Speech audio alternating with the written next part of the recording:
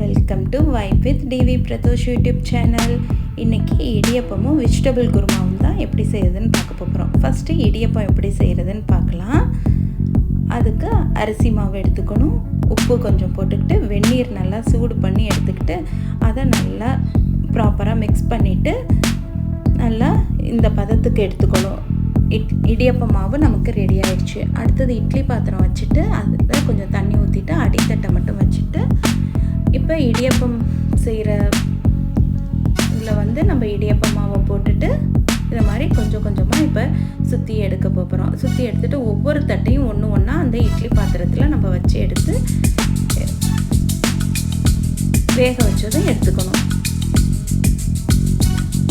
இப்போ இது மாதிரி நீங்கள் ஒவ்வொரு தட்டாக புழிஞ்சுக்கோங்க. புழிஞ்சிட்டு எல்லா தட்டையும் அப்படியே நம்ம வச்சு எடுத்துட வேண்டியதுதான். நம்ம மாவு எந்த அளவுக்கு பிசைஞ்சிருக்கோமோ அந்த அளவுக்கு ஈஸியாக இருக்கும் புளிகிறதுக்கு.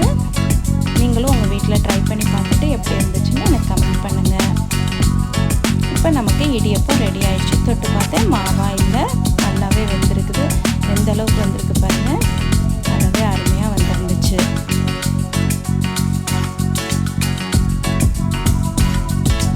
இப்போ நமக்கு இடியப்பம் ரெடி ஆகிடுச்சு. மறக்காமல் வீடியோவை லைக் பண்ணுங்கள், ஷேர் பண்ணுங்கள், சப்ஸ்கிரைப் பண்ணுங்கள், கமெண்ட் பண்ணுங்கள்.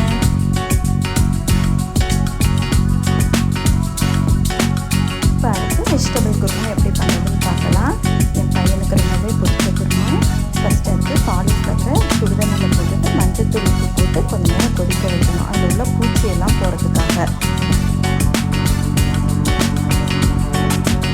இப்போ அடுத்ததாக அடுப்பு ஆன் பண்ணிவிட்டு அதில் எம்டி பேன் வச்சுட்டு கொஞ்சமாக எண்ணெய் ஊற்றுறோம். ஊற்றிட்டு அதில் சோம்பு, கரம் மசாலா, சோம்பாவும் போட்டுக்கலாம், இல்லை சோம்பு பவுடர் கூட போட்டுக்கலாம். காலிஃப்ளவர் கொதிச்சிருச்சு, ஆஃப் பண்ணிட்டோம். என்னென்ன வெஜிடபிள்ஸ்ன்னு காமிச்சிருக்கேன் பார்த்துக்கோங்க. இப்போ சோம்பு, கரம் மசாலா போட்டதில் வெங்காயம் போட்டிருக்கோம். வெங்காயம் வதங்கியதும் கருவேப்பிலை வதங்கியதும் அடுத்ததாக இஞ்சி பூண்டு பேஸ்ட்டு, அடுத்தது முந்திரி, பாதாம், கசகசா எல்லாம் தண்ணியில் ஊற வச்சது தான் இப்போ காமிச்சது பார்த்தீங்க. இப்போ இந்த வதக்குனதை ஒரு பாத்திரத்தில் மாற்றிக்கிறோம். அதில் காய்கறி சேர்க்குறோம். உருளைக்கிழங்கு, கேரட், பீன்ஸ், தக்காளி நான் சேர்த்துருக்கேன். நீங்கள் பச்சை பட்டாணி உங்களுக்கு வேணும்னா வேறு எதுவும் காய் வேணாலும் சேர்த்துக்கலாம். கொஞ்சமாக தண்ணி விட்டுக்கிறோம். உப்பு தேவையான அளவு சேர்த்துக்கிறோம். இப்போ பேன் வச்சு அதில் எண்ணெய் கொஞ்சம் விட்டுக்கிறோம். அதில் சோம்பு, ஜீரகம், மிளகு சேர்த்துக்கிறோம். அது கூடவே பச்சை மிளகா காரத்துக்கு ஏற்ப நீங்கள் சேர்த்துக்கோங்க. முந்திரி, தோல் உரிச்ச பாதாம் ஊற வச்சிருந்தோம்ல அதை சேர்த்துக்கிறோம். கரம் மசாலா, இடையில காய் போட்டதையும் கிண்டி விட்டுக்கிறோம்.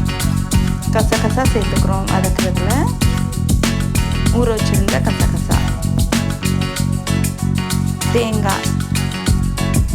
இப்போ இது எல்லாத்தையும் லைட்டாக வதக்கிட்டு ஆறுனதும் அரைச்சிக்கிறோம். அந்த அரைச்ச பேஸ்ட்டை இந்த காய்கறி கூட ஊற்றுறோம். காலிஃப்ளவர் வெந்நீரில் போட்டு கொதிக்க வச்சுருந்தோம் இல்லையா, அதையும் இது கூட சேர்த்துக்கணும். மிக்ஸி அலசி தண்ணி லேசாக ஊற்றிக்கிறோம். அடிக்கடி கிண்டி விட்டுக்கிட்டே இருக்கணும், அடி பிடிக்காமல் பார்த்துக்கோங்க. கொத்தமல்லி இலை தூவிக்கணும். இப்போ ரொம்ப சுவையான டேஸ்டான நம்மளுக்கு வெஜிடபிள் குருமா ரெடி ஆயிடுச்சு. இந்த குருமாவை என் பையனுக்கு டேஸ்ட் பண்ண கொடுத்தேன், இடியப்பத்தோடு சேர்த்து. நல்லா இருக்குன்னு சொன்னேன். தேங்க்யூ ஃபார் வாட்சிங்.